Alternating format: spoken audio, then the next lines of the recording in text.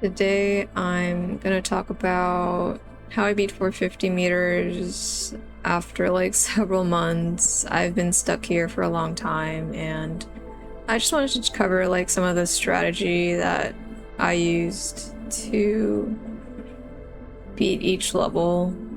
Starting with the first one, I actually redid it because I thought I would use Ulrich in the last one, but he ended up not really making a great difference there, so it was kind of like for nothing. But this first level is really like a damage and a tankiness check, because at one point they drop in Spathodia, who can nearly like one-shot people like she always does. But with Enigma, honestly, it wasn't scary at all, and this is probably like the most brute forcible one out of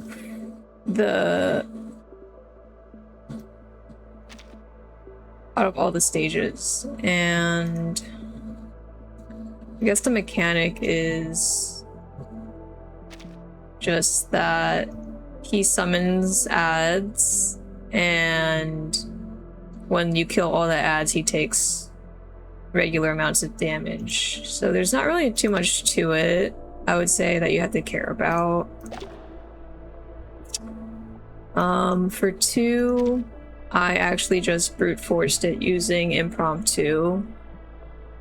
And normally this one is kind of annoying because you need to make sure to that he doesn't get to cast his ultimate, basically. You want to make sure that the ranks that you hit him with at the end of the round is between 9 to 14. And you don't want to go above that, or else he will ult you. And you don't want to be below that, or else you get debuff with the daze, and he heals. So the first time I did use the plant rank up team, but it's not necessary, and you can do it without that.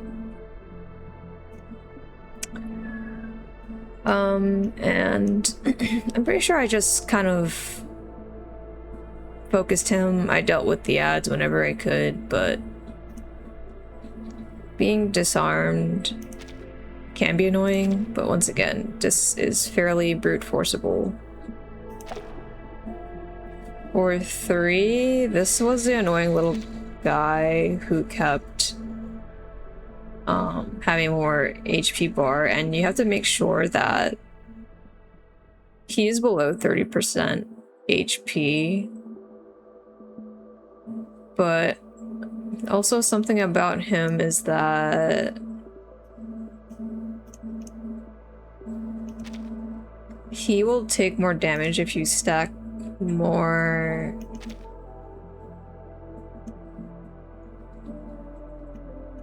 if you keep him below 30% HP at some point. I believe that he gets like a debuff on himself. Now, he cannot be CC'd, and I wish I could see he has like another specific sort of mechanic going on. Yeah, when you attack, when you use a certain type of incantation, he'll change to that type, and you just want to make sure that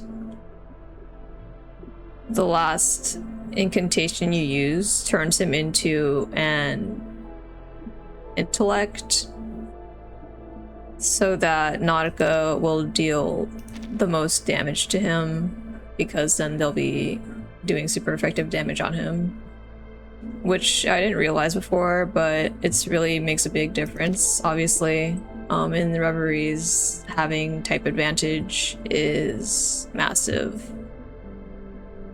effective. And so just make sure the last thing you do before you like Nautica ult him is to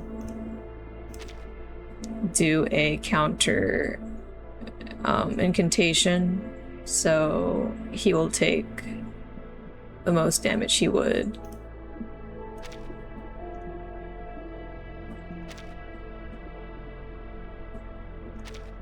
But overall, besides that, not too much of a annoying one to do once you learn that. Now, the last one definitely stumped me for a long time. I didn't have a Recoleta at the time, Anjo or Gutien, who are all usually like highly recommended for this stage, because the Ulrich, he actually doesn't do a lot of damage if you only are spamming like channels or counters or even debuff. And basically how he works is that if you're using a lot of attack cards, he's gonna deal damage to a person, and you really want to avoid him doing this because he's gonna increase the amount of damage he does when he uses that. All right, and purple comes from, let's see, purple comes from doing debuff incantations. He does a mass attack, which is like totally tankable. Now it still does suck to get hit by it, but it's like way less threatening than the energy red. So using debuffs is like pretty chill. And in my case, debuffs were fine because Moldir does have a counter, and so she would get to get some damage off. When you use buffs, he will get a shield, so if you use too many buffs, it's based on the dominant type of energy in the queue. He saves like the last 4 things that you did, so if he gets a blue energy, that means he'll get a shield, which is annoying,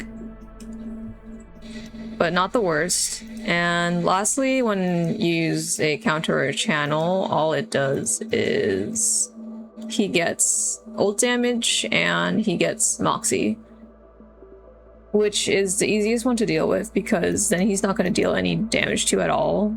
Especially, that's why Bkorne is basically essential on this round, because she can just perma-seal him. He has no seal resistance. And the thing about his stress bar is that, if I can see any information about his stress bar.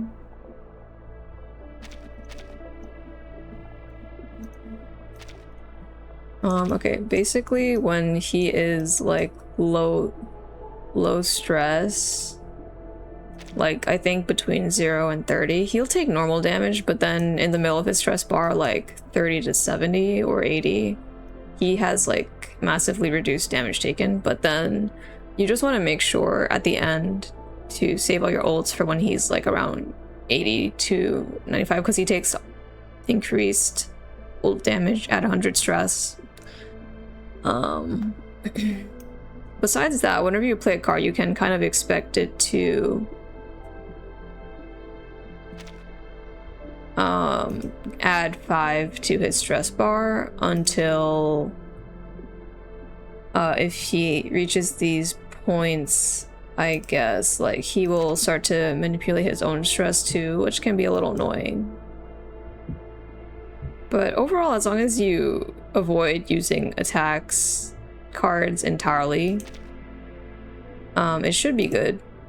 And I also want to cover it with, I use the Ghost of Isolde here for that sustain. So yeah, I wanted the Moxie gain, and then this one is also nice for more Moxie gain. And make sure that her ability grants Moxie, and also giving everyone some leech rate so they can sustain up from dealing damage.